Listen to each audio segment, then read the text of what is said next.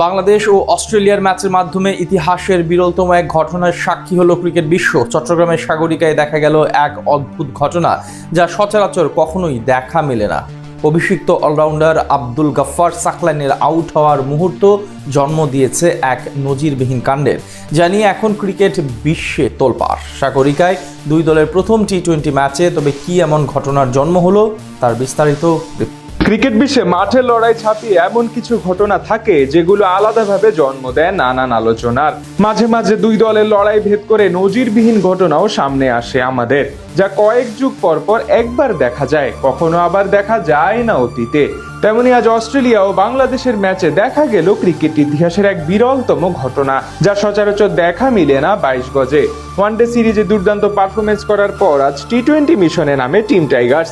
তবে সেখানে ব্যাট হাতে তেমন ভালো করতে পারেনি বাংলাদেশ। আজ একাদশে ছিল একাধিক চমক। নিয়মিত অধিনায়ক লিটন দাসের অনুপস্থিতিতে ক্যাপ্টেন্সির দায়িত্ব পালন করেন তাহিদ হৃদয়। অন্যদিকে অভিষেক হয় আব্দুল গাফফার সাকলাইনের।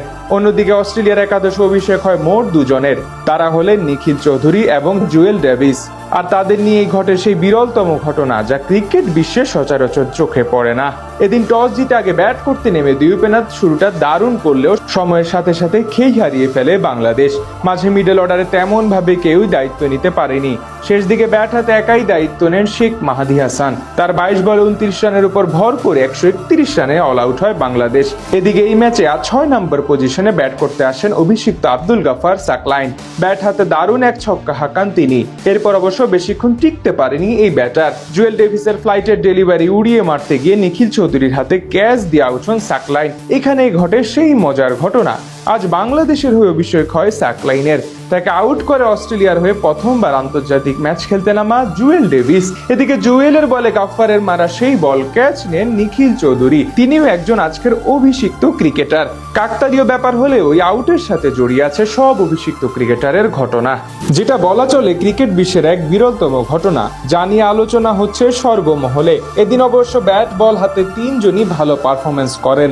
নিখিল চৌধুরী 1 উইকেট নেওয়ার পাশাপাশি ব্যাট হাতে করেন 13 বলে 18 রান। অন্যদিকে জুয়েল ডেভিস 3 ওভারে 17 রান খরচ করে নেন 3 উইকেট। আর বাংলাদেশের আব্দুল গাফফার সাকলাইন 10 রান করার সাথে সাথে শিকার করেন বোলিংয়ে জোড়া উইকেট। এদিন 131 রানের টার্গেট মোকাবেলা করতে নেমে শুরু থেকেই চাপে ছিল অস্ট্রেলিয়া।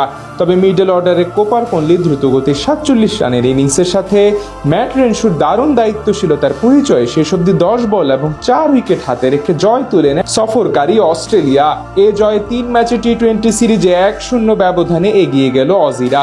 এর আগে অবশ্য ওডিআই সিরিজে 2-1 ব্যবধানে পরাজয়ের মুখ দেখে জশ ইংলিশরা।